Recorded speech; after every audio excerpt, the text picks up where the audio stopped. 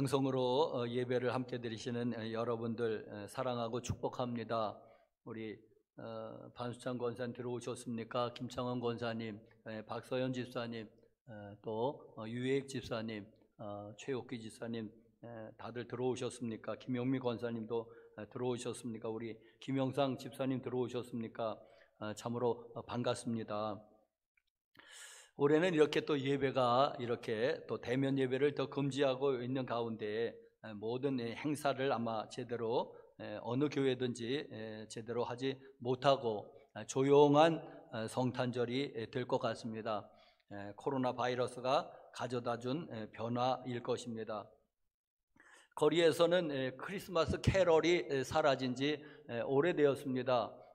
옛날에는 12월만 되면은 또 11월 말부터 거리에 캐롤이 울려 퍼졌는데 그래서 크리스마스가 이제는 가까웠구나 하는 것을 누구나 알 수 있었는데, 그런데 언제부터인가 거리에서 크리스마스 캐럴이 들리지를 않습니다.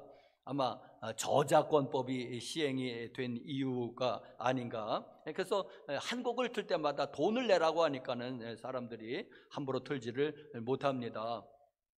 또 전에는 성탄 전날에는 이제 크리스마스 이브라고 해서 발표회도 하고 선물 교환도 하고 또 청년부, 학생부를 중심으로 또 올라이트하고 또 이어서 새벽성도 돌았던 그런 기억이 있습니다. 저도 그런 기억들이 있습니다.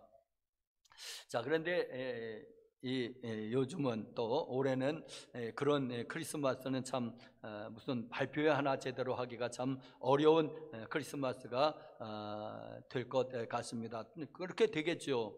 자, 그런데 여러분, 이 하나님이 이 모든 코로나 바이러스를 하나님이 만든 것은 아닐 테지만은, 그러나 이 모든 세상은 다 하나님의 섭리 가운데서 움직여지고, 그러면 이 코로나 바이러스도 하나님의 그 섭리 안에 있지, 하나님 섭리 밖에서 제멋대로 활동하는 바이러스는 아닌 줄 압니다. 그랬을 때 하나님께서 이 코로나 전국을 허락하셨을 때는 적어도 하나님께서는 아시지 않았을까? 그러면서 이것을 우리가 통과하게 하는 그런 이유는, 이런 성탄절도 맛보면서 어떻게 성탄절을 지낼 것이냐 하면서 하나님이 우리에게 물으시는 것이 아니겠습니까? 아무것도 못하는 성탄절에 너는 무엇을 하면서 무엇으로 하나님 앞에 예배할 것이냐, 하나님께 영광 돌리실 거냐 한번 찾아보라고 하나님께서 이런 전국도 허락하시는 것이 아닐까. 자, 여러분, 그러니 올 성탄절은 정말 크리스마스의 그 의미, 성탄, 그 성육신의 그 의미를 아주 깊게 새겨보는 그런 성탄절이 되기를 바랍니다. 자, 여러분, 이 성탄절이 언제부터인가? 성탄절의 주인공이 예수님이시잖아요. 아기 예수님이 성탄절의 주인이신데, 근데 언제부터인가 아기 예수님이 주인이 아니라 혹시 산타크로스가 성탄의 주인공이 된 것 같아요. 또 언제부터인가? 그래서 아이들은 아기 예수님을 기다리는 것이 아니라 오히려 산타크로스를 기다리는 성탄. 그리고 예수님은 오히려 밀려난 그런 성탄이 아닌가. 여러분 한번 생각해 보십시오. 많은 그런 행사로 분주할 때에 산타클로스, 루돌프 사슴코, 그리고 또 무슨 그 동방박사, 이런 사람들이 주인공이지 아기 예수는 어디 갔습니까? 그 어느 교회의 그 입구에 그 예수님의 그 모형이, 그러니까 어머니 마리아가 아기 예수를 안고 있고, 거기에 동방박사도 서 있고, 또 목자들도, 또 양들도 서 있고, 이제 그런 마구간을 표현한 그런 장식을 어느 교회 입구에다가 이쁘게 해놨답니다. 그런데 누가 도둑놈이 훔쳐갔는지 어떤 사람이 장난을 치려고 하는 건지 거기에 그 아기 예수를 누가 집어간 거예요. 그런데도 아무도 그 사실을 성탄절이 끝날 때까지 그걸 눈치를 못 챈 겁니다. 아무도. 이런 거를 보면서 언제부터인가 성탄절의 주인공은 예수님이 아니고 산타클로스고 루돌프고 사슴이고 그리고 우리들 자신이 성탄절의 주인공이 되지는 않았나. 그냥 우리가 그냥 연극하면서 웃고 즐기면서 그냥 예수님의 탄생은 나는 별로 상관이 없는, 그냥 우리의 그냥 선물을 나누면서 웃고 즐기는 그런 것이 되지는 않았나. 여러분 한번 반성해 보시기를 바랍니다. 그런데 하나님께서 모든 행사를 이렇게 중지시키면서 못하게 하면서 정말 그 예수님의 그 탄생, 성육신 그 의미만을 한번 오롯이 새겨보는 그런 성탄절이 되기를 하나님이 원하셨던 것은 아닌가. 한번 성탄의 의미를 분주함으로 인해서 마음의 분주하고 또 이런 생활의 분주함으로 인해서 우리가 성탄절의 의미를 잊어버렸다면은 이제는 그 성탄절의 의미를, 왜 행사가 없으니까 성탄절의 의미를 한번 깊게 묵상해 보는 그런 좋은 그런 올해 성탄절은 좀 그런 성탄절이 되면서 그런 의미에서 또 뜻깊은 성탄절이 되기를 간절히 바랍니다. 사랑하는 성도 여러분들, 이제 설교가 이제 강연이나 연설과 뭐 형태는 비슷하죠. 한 사람이 말하고 이제는 많은 사람이 그 말을 듣고 있는 데서는 형태는 비슷하지만은, 그러나 설교가 강연이나 혹은 연설하고 결정적으로 다른 것이 하나 있습니다. 뭐냐면 설교는 꼭 성경 말씀에 근거해서 전하는 것입니다. 성경 말씀에 근거한다고 하는 것이 다릅니다.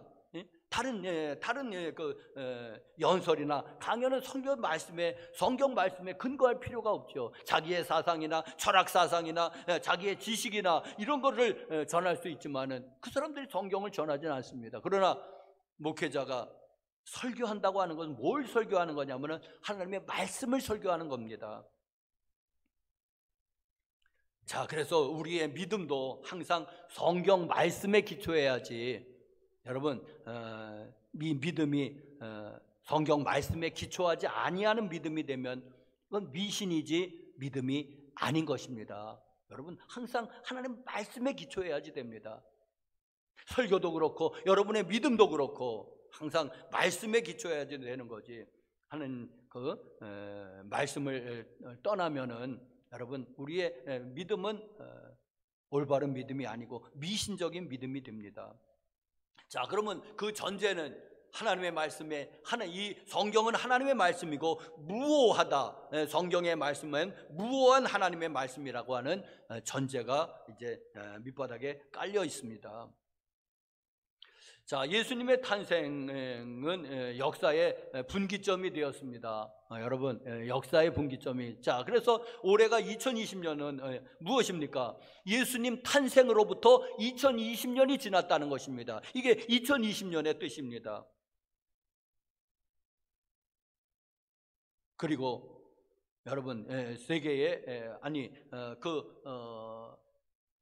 연도를 따지는 데 있어서 꼭 서기만 있는 것도 아니죠. 단기도 있고, 단군으로부터 시작하는 단기도 있고, 또 불기도 있지 않습니까? 부처님부터 시작하는. 자, 그런데 그런 것들은 세계적으로 통용되지 않습니다. 뭐 일부 사람들에만 쓰겠죠. 그러나 그것이 세계적으로 통용되는 것은 이 서기입니다. 예수님 탄생을 기점으로 해서 만들어진 그 서기가 그 세계가 공통적으로 쓰고 있는 연도 표시법입니다. 자, 여러분, 이것을 통해서도 볼 수 있는 것처럼 무엇입니까? 예수님의 탄생이 역사의 분기점이라는 얘기입니다. 그럼 예수가 역사적으로 제일 중요한 사람이라는, 중요한 분이라는 그런 뜻도 됩니다. 자, 역사를 영어로 히스토리라고 하지 않습니까? 그거를 이 낱말을 이렇게 분해하면은 히즈 그리고 스토리는 이야기고 시즈는 어떤 분을 가리키니까 시즈 스토리. 그럼 이 단수로 된 이 히즈는 누굽니까? 결국엔 하나님일 수밖에 없고 예수님밖에 없지 않습니까? 역사는 그런 거예요. 역사는 예수님 이야기인 것입니다. 자, 오늘 말씀은, 오늘 본문 말씀을 중심으로 제목을 성육신의 신비라고 정했습니다. 성육신에 대해서 오늘 말씀을 드리겠습니다. 성육신이 무엇일까 하는 것에서 말씀을 드리겠는데, 자, 오늘 말씀에 들어가기 전에 한 세 가지가 전제돼야지 됩니다. 이 전제돼야 되는 말씀, 첫 번째로는 삼위일체 하나님입니다. 하나님이 삼위로 존재하시는데 한 분 하나님이신 것을 우리는 믿습니다. 자, 여기가 많이 신비로 가려져 있습니다. 자, 여러분, 하나님이 사람이 되셨다? 이건 맞는 말 같지만은 이거는 정확한 말이 아닙니다. 정확한 표현은 이것입니다.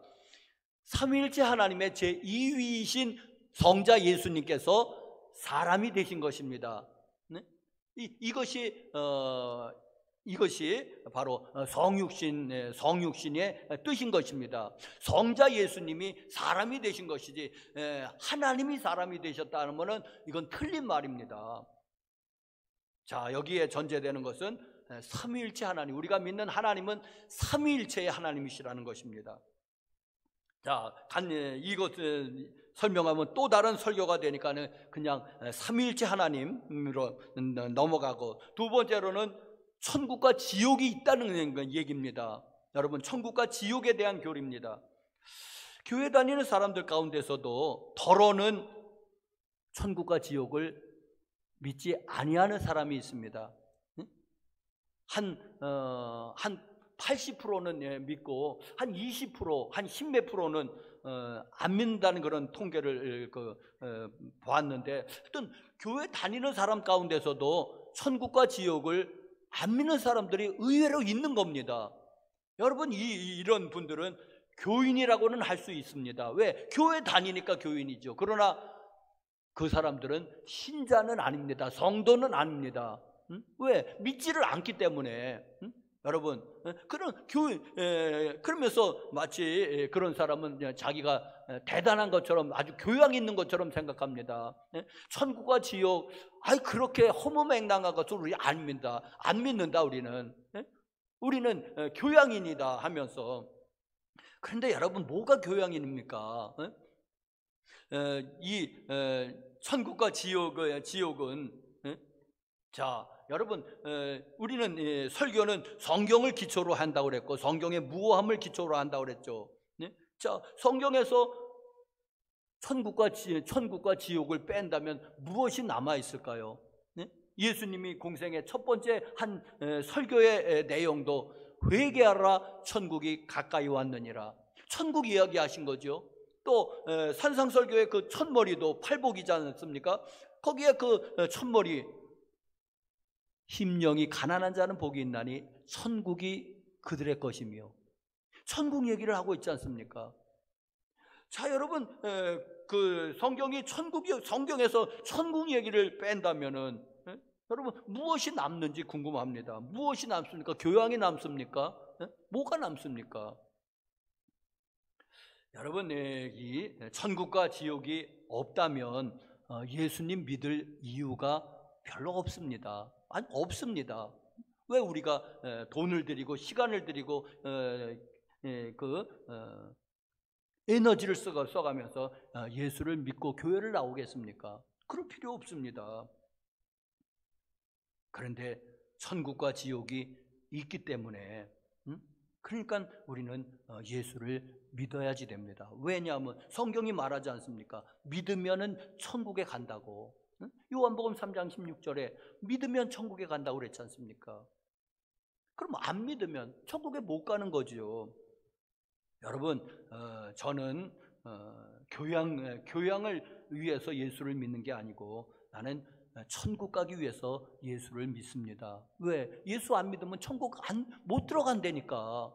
못 들어간다니까 나는 예수를 죽어도 믿어야 됩니다. 왜? 천국에 들어가기 위해서. 난 천국과 지옥이 있음을 확신하기 때문에. 성경이 말해주고 있고, 사람이 죽으면 끝이 아니라고 말하고 있지 않습니까, 여러분?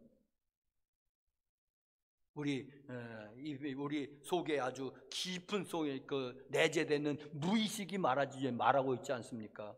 천국과 지옥이 있음을 말입니다. 자, 또 세 번째로는 나에 대한 교리입니다. 나는 누구입니까, 여러분? 자기의 이름을 말하는 것이 아니고 나의 근본적인 정체성이 무엇이냐? 이제 성경에서 말하는 것은 이제 죄인이라는 그 이야기입니다. 자, 여러분, 우리가 모두 이제 죄인인데, 그런데 문제는 어찌할 수 없는 죄인이고 내가 그 죄의 문제를 해결할 수 없다고 하는 것이 사람의 운명이고 혹은 숙명이고 그렇습니다. 사람이 죄인이에요. 그런데 이거를 해결할 수 있다면 그래도 문제가 덜 되겠지만, 이걸 내가 스스로 이 문제를 극복할 수 있다, 해결할 수 있다, 그렇다면 문제는 별로 되지 않을 거지만은, 그러나 이거를 해결할 수가 없습니다. 극복할 수가 없습니다. 이 문제를. 이게 우리의 근본적인 문제점입니다. 나는 누구인가? 나는 죄인인데, 그런데 여러분, 이것을 해결할 수가 없습니다. 제가 가끔 제 얘기를 하죠. 내가 기준은 아닙니다. 그러나 나는 그렇다는 겁니다. 자, 여러분, 저희 목사가, 저희 부모님이 목사입니다.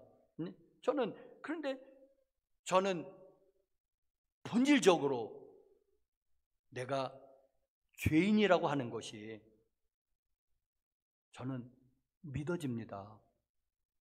이거는 어찌할 수 없는 이건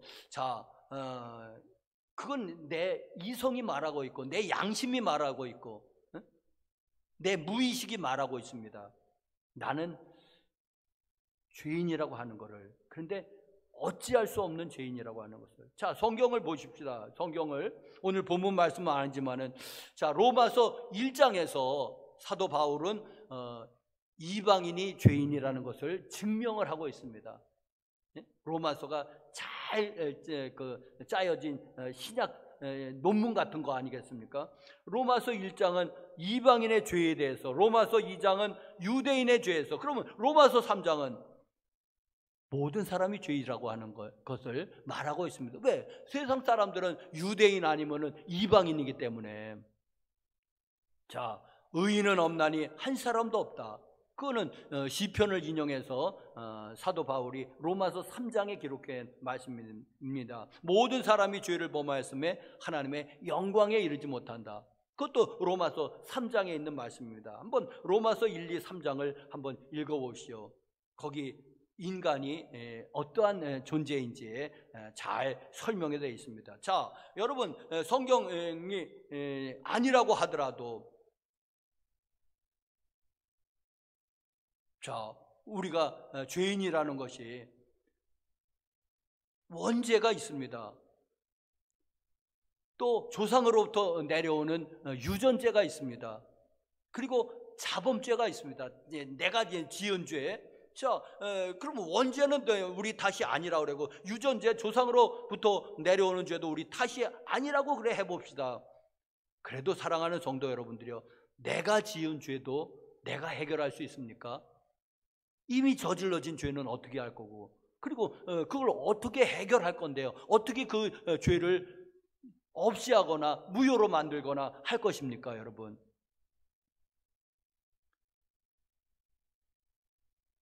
그래서 우리는 근본적으로 우리는 죄인이라는 것입니다.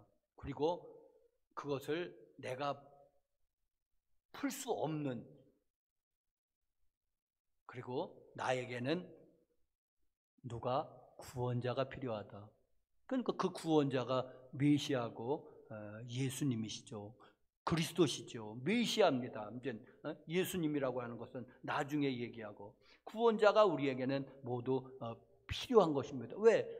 인간의 근본적인 문제는 죄인이라고 하는 건데, 이 문제를 해결할 수가 없으니까 우리에게는 이거를 누군가가 와서 나를 이 죄된 이 몸에서 우리를 건져줘야지 됩니다. 그게 사도 바울이 로마서 7장에 오호라 나는 곤고한 사람이로다, 혹은 괴로운 사람이로다, 누가 이 사망의 몸에서 나를 건져내겠느냐 하고 탄식하며 울부짖었던 그 오호라, 이게 우리의 그 인간의 그 실체입니다. 자, 기독교만이 타력 종교입니다. 우리 기독교만이 메시아 구원자가 우리에게 필요하다고 보는 거고, 다른 종교들은 모두 다 자력 종교입니다. 자기가 돌을 닦든지 기도를 하든지 선행을 하든지 자기가 구원을 이루어 나가야 돼요, 스스로. 그런데 우리 기독교만이 이게 불가능하다고 얘기하고, 누군가가 외부로부터 와서 나를 구원해 줘야지만이 비로소 내가 구원을 얻을 수 있다고 하는, 이게 말하자면 타력 종교입니다. 그것이 세상 종교하고 다른 것입니다.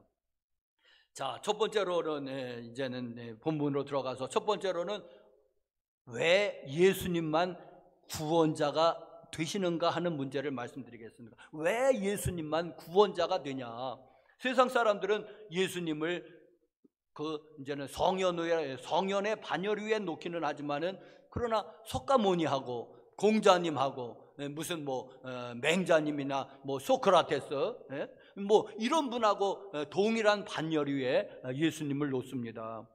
그러면서 세상 사람들이 우리 그리스도인들, 기독교인들을 별로 안 좋아하는 이유 가운데 하나는 독선적이라고 하는 거, 배타적이라고 하는 거, 그게 이제 큰 이유 중에 하나 아니겠습니까? 자, 그러면서 타 종교인, 그리고 믿지 아니하는 또 무종교인, 이런 사람들이 우리에게 얘기합니다. 자, 우리가 당신을 예수 안 믿으라고 하는 건 아니나, 당신들 예수 잘 믿어. 그런데 단지 우리가 문제 삼는 것은 뭐냐면은, 왜 우리도 나름대로의 신앙이 있는데, 네? 그런데 왜 우리가 당신을 인정하듯이 당신도 우리를 인정해달라, 서로 그리고 공존하면 좋지 않는 거냐? 이 세상에 기독교만 있는 것도 아니고, 기독교가 그래 가장 큰 종교라고 하자. 그러나 거기 버금가는 이슬람교도 있고, 그리고 이 아시아에는 오히려 불교가 강하지 않습니까? 동남아시아든지 우리나라든지 일본이 불교세가 강하니까, 이런 다양한 종교가 이렇게 서로 공존하면서 서로 이렇게 관용하면서 하면 좋지 않겠느냐? 우리는 당신네들이 예수 믿지 말라는 게 아니야. 당신네들은 예수를 잘 믿고 천국에 가십시오. 그러나 우리는, 이제 불교 믿는 사람은 우리는 우리 나름대로 극락에 갈 거고, 또 이슬람교는 파라다이스인가 갈 것이고, 그리고 또 유교인들은 그 중국인들은 무릉도원이라고 얘기하지 않습니까? 천국을 복숭아꽃이 피어 있는 무릉도원이라고 하니까는, 그럼 중국인들은 무릉도원 가고, 불교인들은 극락세계 가고, 그리고 이슬람교는 파라다이스 가고, 우리들은 천국에 가고, 다 그게 다 같은 이름 아니냐? 그러니까 모든 종교가 다 천국 가자는 얘기다. 이름만을 달리했을 뿐이지. 그렇게 하면서 우리를 설득시키려고 합니다. 자, 과연 그럴까요? 교회 여러분들, 기독교가 특별히 배타적인 종교라 그렇습니까? 독선적인 종교라 그랬습니까? 아니요. 또 우리는 성경을 얘기하죠. 자, 그래서 이 말세에 나타나는 현상 가운데 하나고, 이 말세에 나타나는 현상 가운데 하나는 종교 통합주의입니다. 말세에 주님이 오실 날이 가까우면은 종교가 하나로 통합될 거랍니다. 모든 것을 허용하는 종교 말입니다. 네? 모든 것을, 예수도 좋고 부처도 좋고 마호메도 좋고 소크라테스도 좋고 하는 그 모든 것을 다 포용하는 종교로 말세에는 종교가 통합될 거라고 예측을 하고 있고, 그리고 거기 종교 통합의 제일로 걸림돌이 되는 것은 기독교고, 왜? 배타적이니까. 다른 것을 절대로 인정하지 않으니까. 그러니까 기독교를 박해하고 기독교 죽이기에 나설 겁니다. 말세에는 그렇게 예상이 됩니다. 자, 교회 여러분들, 그렇다 하더라도 여러분, 우리는 성경으로 말한다고 그랬죠. 21절 말씀해 보니까 아들을 낳으리니 이름을 예수라 하라. 이는 그가 자기 백성을 그들의 죄에서 구원할 자이심이라. 여러분, 예수님만이 우리의 죄 때문에 이 세상에 오신 분이라고. 벌써 이름부터가 그렇습니다. 예수라 하라. 여호수아 예수가 됐는데 그 뜻은 여호와는 우리의 구원이시다. 바로 이는 그가 자기 백성을 그들의 죄에서 구원할 자이십니다. 여호와는 구원이시다. 그래서 예수님을 이름을 천사가 지어줬지 않습니까? 예수라고 하라고. 예수님만이 우리의 죄 때문에 이 세상에 오셨음을 말하고 있습니다. 이름이 그렇게 말하고 있고, 아무 다른 종교의 성현들이라 하더라도 내가 당신들의 죄 때문에 죄의 문제를 해결하기 위해서 이 세상에 왔다고 말하는 사람은 한 사람도 없습니다. 왜? 그들은 그런 목적으로 오지 않았으니까.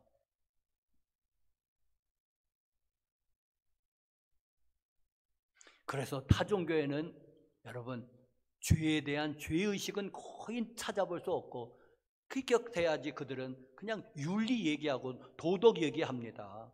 여러분, 윤리나 도덕으로 구원 얻는 게 아니지 않습니까? 그런데 타종교에서는 죄에 대한 개념이 거의 없는 거예요. 거의 없습니다.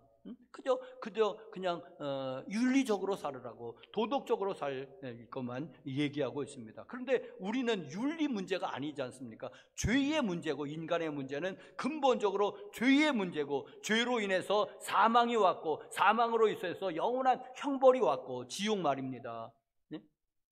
그러니까 이 죄의 문제를 해결하면 사망의 문제가 해결되고, 덩달아 이 지옥의 문제가 해결되는 거죠. 그런데 오직 예수님만이 우리의 구원자가 되시는 것은, 예수님만이 죄의 문제로 세상에 오셨지 않습니까? 예수로 하라. 이는 그가 자기 백성을 그들의 죄에서 구원할 자이심이니라. 그리고 또 사도행전 4장 12절에 다른 이름으로서는 구원받을 수 없나니 천하 인간의 구원받을 만한 다른 이름을 우리에게 주신 일이 없느니라. 또 요한복음 14장 6절 그 유명한 내가 곧 길이요 진리요 생명이니 나보러 말미암지 않고는 아버지께로 올 자가 없느니라. 여러분, 이런 모든 말씀들이 뭐냐? 예수님만이 유일한 구원자이심을 말씀하고 있지 않습니까? I am the way, I am the truth, I am the life 하면서 거기에 그 정관사를 붙이면서 유일한 길이요, 유일한 진리요, 유일한 생명 되심을 성경이 말씀해 주고 있지 않습니까? 자, 어떤 성경도 죄의 문제를 다루지도 않았고, 또 우리의 죄를 위해서 대신 죽어주지도 않았습니다. 오직 예수입니다, 여러분. 그래서 예수님만이 우리의 구원자이시고 유일한 구원자이심을 믿으시기를 바랍니다. 두 번째로, 왜 예수님은 그러면 육신을 입고 이 세상에 오셨습니까? 왜 사람이 되셨습니까? 여러분, 그것은 이렇습니다. 사람을 돕는 데 있어서 어떻게 하는 게 가장 잘 도울 수 있을까요? 사람을 돕는 데 있어서는 사람 되는 것보다 더 좋은 방법이 없기 때문에 그렇습니다. 여러분, 심리학에서는 이거를 가르쳐 이제 공감적 이해라고 하는데, 그 사람의 사정은 그 사람의 그 형편과 환경에 처해 본 사람이 가장 잘 안다는 얘기입니다. 쉬운 말로는 이겁니다. 바로 호라비 사정 과부가 잘 안다는 그런 얘기입니다. 여러분, 사람의 그 사람 고유의 고민이 있고 문제가 있고 사정이 있지 않습니까? 그러면 그 사람 고유의 이 문제를 짐승이 알겠습니까? 모릅니다. 짐승이 알겠습니까? 애완견이 사람의 고민을 알까요? 자, 그렇다면은 짐승은 아니죠. 그러면 이제 하나님은 전지전능하셔서 다 아시지만은, 그러나 이 하나님이 그 전지전능하셔서 아는 것하고, 그런데 하나님은 사람이 안 되셨지 않습니까? 그러니까 우리 사람의 고통을 그냥 하나님이 전지전능하신 그 시각으로는 아신다고 하지만은, 그러나 그 공감적 이해, 체험으로는 어쩌면 하나님도 잘 모르시지 않을까요?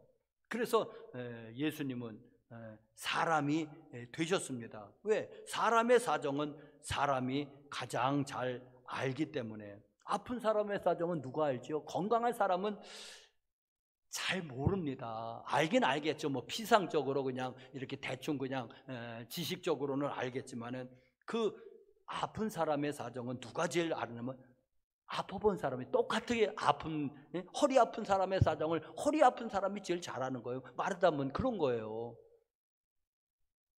가난한 사람의 사정은 누가 잘 압니까? 가난한 사람이 잘 아는 거죠. 부자는 잘 몰라요. 어려서 가난했다면 조금 알겠죠. 그리고 또 사람의 부자의 사정은 부자로서의 고민도 있는 겁니다. 우리가 몰라서 그렇지. 그런데 그의 사정은 또 부자들이 아는 거지 않습니까? 자, 무슨 말을 하느냐 하니까는, 여러분, 예수님이 사람이 되신 것은 바로 이 사람의 사정을 바로 이 체감적으로, 말하자면 공감적 이해, 알기 위해서 하나님 성자 예수님이 사람이 되셨습니다. 아픈 사람의 사정을 알기 위해서 그가 모진 고난을 당하셨습니다. 그가 찔림은 우리의 허물 때문이요, 그가 상함은 우리의 죄악 때문이라. 그 이사야 53장 말씀. 가난한 사람의 이 사정을 알기 위해서 예수님은 마구간에 태어나셨죠. 왜? 가난하게 태어나신 것입니다. 부자의 사정을 알기 위해서 예수님은 하나님의 아들이 되셨는데, 하나님의 아들보다 더 부자, 더 권세자 있습니까? 나와보라고 하십시오. 여러분, 그래서 하나님은 사람이 되셨습니다.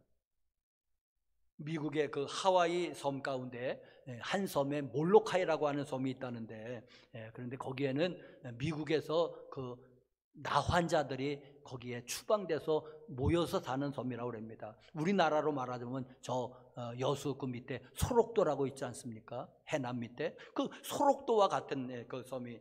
그래서 그 미국에서 이 나환자들이 추방돼서 사는 곳에 그 하와이에 그 몰로카이라고 하는 섬이 있습니다. 그러니 이 나환자들, 이제 옛날에 문둥이라고 한 사람들, 이 나환자들이 거기에서 가정으로부터 버림받고 사회로부터 버림받고, 그래서 그들은 하나님으로부터 버림받았다고 생각하는 사람이에요. 천형이라고 하지 않습니까? 그래서 자, 거기에 이제 몰로카이 섬에 이제는 나환자들이 이제 모여서 삽니다. 거기에 그 신부 한 사람, 아마 이 벨기에 신부라고 하나요? 그 신부 한 사람이 거기에 복음을 전하러 갑니다. 다미엔이라는 사람입니다. 복음을 전하러 가는데 아무도 복음을 받아들이지 않습니다. 왜? 당신은 건강했으니까는 우리의 사정을 모른다는 거예요. 그래서 그 다미엔 신부가 그렇게 하나님께 기도합니다. 하나님, 나에게도 나병을 주십시오. 문둥병을 달라는 거예요. 기도가. 이해 가십니까, 여러분? 그리고 몇 년 동안 거기서 계속 봉사하고 생활하는 가운데 그 나병이 옮겼어요. 그래서 이제 그분이 나병이 걸립니다. 나병이 걸리면서 이제 설교가 달라졌지요. 문둥이 형제자매 여러분, 그리고 복음 전할 때에 사람들이 비로소 마음 문을 열고 복음을 받아들였다고 합니다. 왜? 우리와 똑같이 됐으니까. 이 사람이, 건강한 사람이 여기 와서 우리랑 똑같이 나병 환자가 돼서 눈썹이 빠지고 코가 삐뚤어지고 손마디가 잘려 나갈 때에, 떨어져 나갈 때에, 그는 비로소 그는 복음을 전할 때, 그분이 복음을 전할 때 사람들이 비로소 마음을 열고 복음을 받아들였습니다. 실화입니다, 여러분. 다미엔이라는 신부를 한번 쳐보십시오. 자, 여러분, 자, 이것도 말하자면은 신부님의 성육신 아닙니까? 성육신. 하나님이 왜 사람이 되셨습니까? 아니, 성자 예수님이 왜 사람이 되셨습니까? 사람 구원하고자 사람이 되셨습니다. 이런 말이 있습니다. 사람을 하나님의 아들, 딸 만들기 위해서 하나님의 아들은 사람 되셨다고. 이게 성탄의 신비입니다.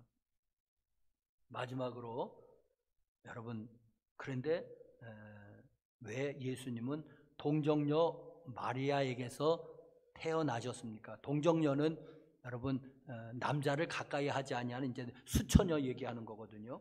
근데 처녀가 이제 아들을 낳으려면은 무엇입니까, 여러분? 처녀가 아들을 낳았다면 바람 폈나 보다. 아니면은 뭐 폭행을 당했나? 뭐 그렇게 연상이 되겠지요. 있을 수 없는 얘기입니다. 그런데 분명히 사도신경하고 또 오늘 성경 말씀은 보라 23절에 보라 처녀가 잉태하여 아들을 낳으리니 분명히 처녀라고 얘기합니다.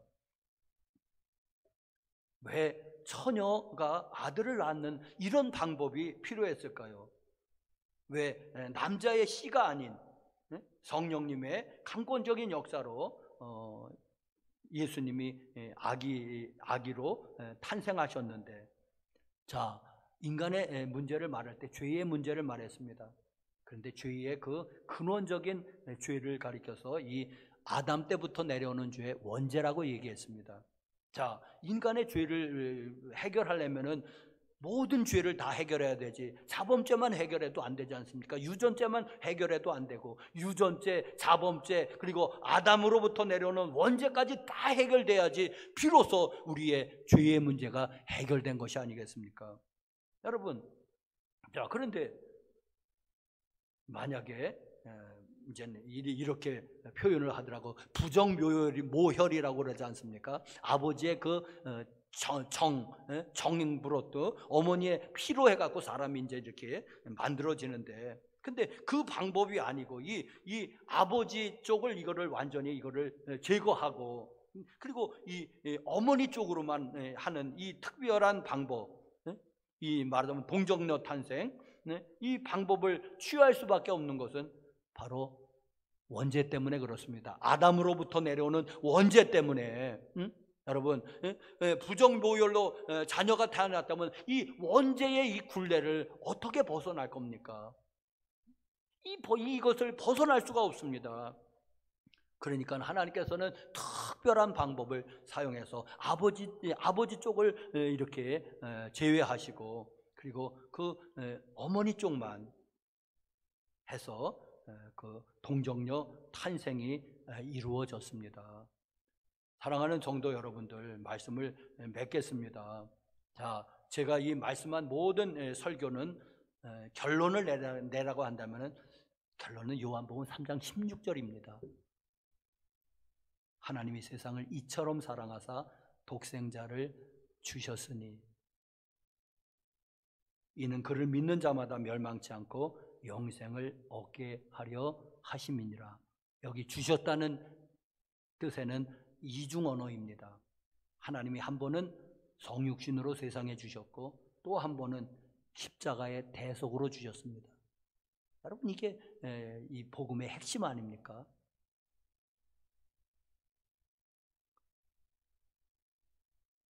자, 여러분, 그래서 예수님 이 성육신 그리고 동정녀 탄생, 우리의 인간의 문제는 죄의 문제이고, 이 죄의 문제를 근원적으로 끌어내기 위해서, 해결하기 위해서 하나님의 아들은 사람 되셨다.